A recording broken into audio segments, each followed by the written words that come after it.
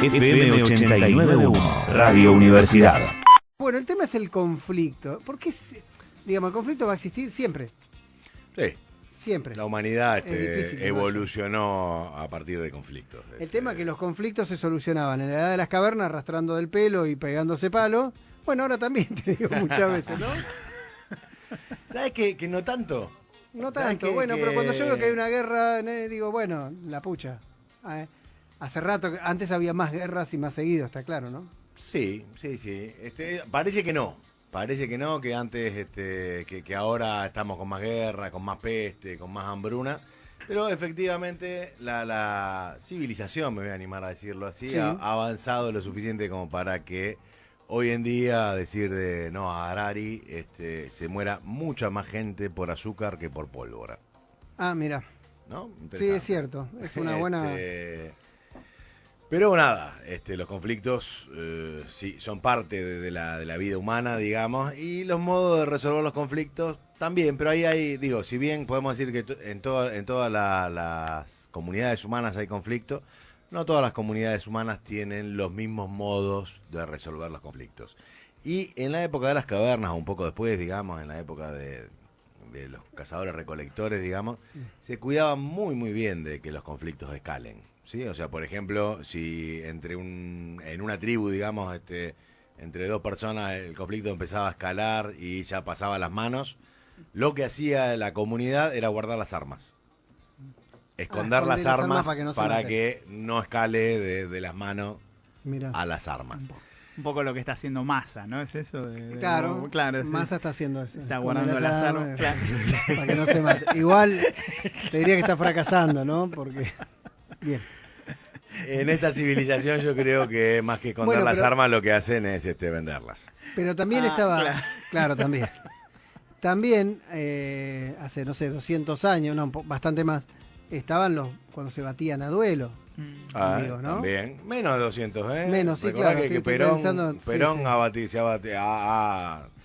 ¿Quién fue el que batió a duelo? ¿Lisandro Latorre, no fue? Lisandro Latorre, sí, también, ¿no? Sí, claro. En esa época todavía estaba. O sea que estamos así 150 años atrás, ponele. Elon Musk lo desafió Vladimir Putin ahora. También, a un duelo, poco. ¿no? Y dijo, ¿A un duelo? Sí, dijo mano a mano, le dijo, y el que gana se queda con Ucrania. Esa fue la propuesta. Y está libre Elon Musk, ¿no? Sí. Está libre Elon Musk. O con el león, o con el oso, ¿no? Que también que estaba adiestrado, dice. Bueno, pero digo, el conflicto existió desde siempre y a veces como que retrocedemos en la manera de solucionarlo. O avanzamos en el sentido contrario, quiero decir.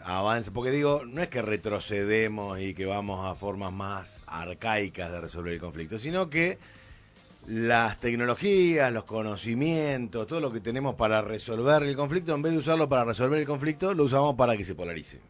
Para que el conflicto se ponga más peliagudo y más difícil de solucionar. Una de las cosas que hace que un conflicto se ponga muy difícil de solucionar es la polarización.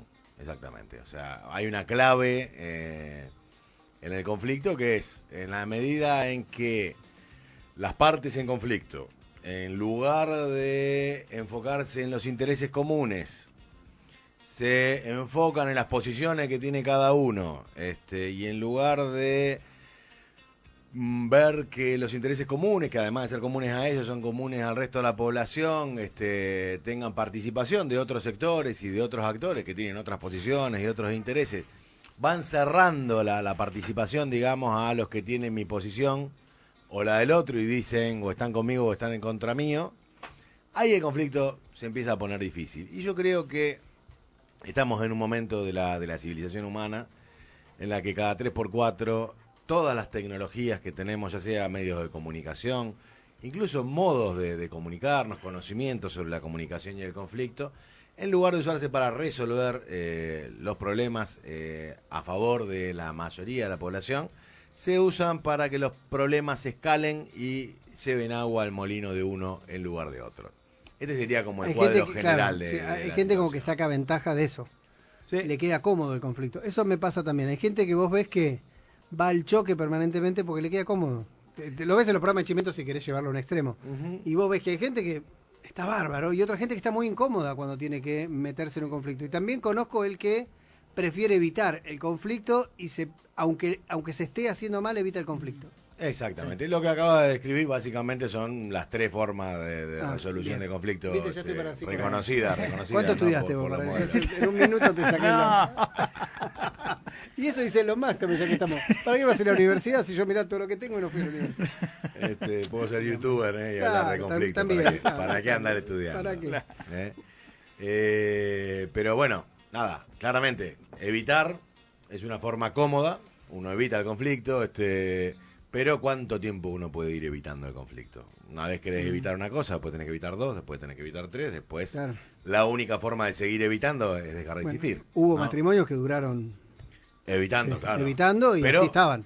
¿Cómo eso? ¿Cuál es la calidad de vida que una persona o un sistema tiene cuando evita el conflicto? Hay gente que busca conflicto cuando no lo hay, ¿no? Quizá también. Porque ¿qué te facilita generar conflicto? Que nunca te podés poner a trabajar en los intereses, en lo que es importante, en lo que hace que la gente pueda satisfacer del mejor modo posible con las condiciones existentes, que nunca es completamente satisfactorio, pero digo, del mejor modo posible, sus necesidades con lo que tiene. Digo, si yo me centro en generar conflicto, bueno, ahí tengo, y depende de qué capacidades tenga, digo, si yo soy una persona que tiene bastante poder en algunos aspectos, porque nadie tiene todo el poder. Eso es la clave esa es la clave del conflicto, digo, si una parte tiene todo el poder y otra no tiene ninguna, no hay conflicto. Ahí hay dominación pura y dura, y de hecho, para que empiece a haber conflicto, y lo que hace que el conflicto sea saludable, es que una de las partes está teniendo conciencia de la situación, está teniendo conciencia de su poder y puede disputarle poder a la otra parte aunque tenga menos poder, ¿no? Ahora, cuando una parte tiene todo el poder o tiene la capacidad, digo, imaginemos a una persona que es muy fortachona o un país que tiene muchas armas nucleares y que las ha usado varias veces, bueno, puede tirar el conflicto para el lado de la militarización de las armas nucleares y demás, porque sabe que ahí gana. Sabe que si tiene el control de la moneda y tira el conflicto para ese lado, gana. O para ir a un nivel más pequeño, digo, si uno sabe que tiene el control de los medios de comunicación y que con eso se puede pelear, bueno, lo tira por ahí y sabe que ese conflicto le va a servir ¿para qué? ¿Para satisfacer los intereses de todos? Incluso para satisfacer sus propios intereses, no. Le va a servir para satisfacer su lugar de poder, digamos, su control, seguir teniendo el control del conflicto, ¿no? Yo pienso en personajes así muy mediáticos, se me ocurren 2, por ejemplo. Uno es Fernando Iglesias, sin más lejos. Es decir, no, si yo te pregunto, decime 5 proyectos que haya presentado y no te lo vas a acordar, yo digo, decime 5 conflictos que tuvo y seguro que sí. ¿Por qué? Pues un tipo que va permanente de choque y se siente cómodo en ese lugar. Carrió es otra persona que se siente cómoda en ese lugar. Y después hay tipos que directamente ante el primer grito se esconden porque le huyen al conflicto o porque en todo sentido, ¿no? Y mira, si tu papá y tu mamá están discutiendo, vos no te metas en el medio porque, pues, ¿no? Digo, lo bajo a tierra. Evitan. Un ejemplo de la política puede ser Daniel Scioli. Bueno, Scioli es un tipo que te evita el conflicto.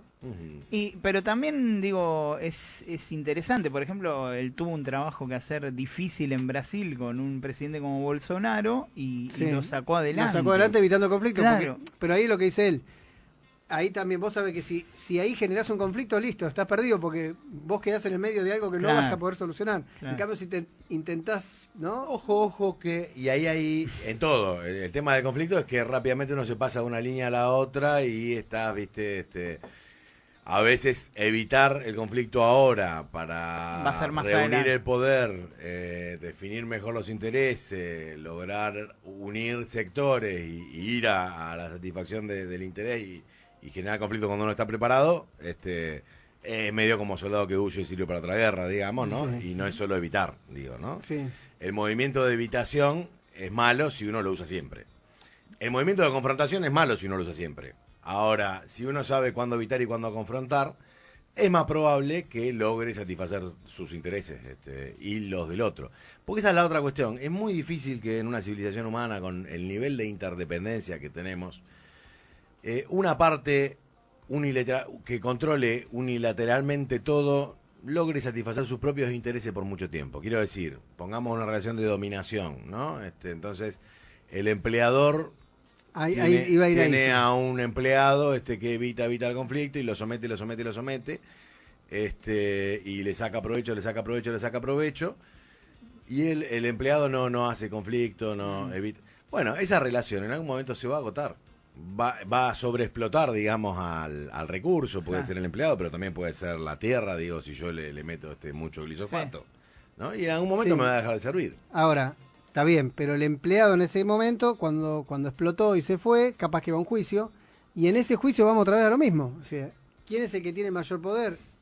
Y el empleador en este caso, porque generalmente tiene mejores recursos, y el empleado que se quedó sin trabajo y a los 6 meses se da cuenta que se está muriendo de hambre, termina arreglando por mucho menos de lo que le conviene. Entonces, otra vez esa disparidad en cuanto al poder te hace que el conflicto lo resuelvan.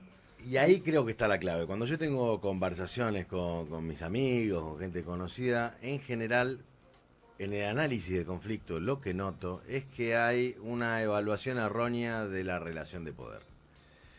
Si nosotros no evaluamos, digamos, cómo es la relación de poder y no sabemos dónde está el poder y quién tiene más, podemos hacer pedirle a alguien que tiene menos poder que actúe como si tuviese más poder, digo. En la puja, podría ir al punto más claro, digo.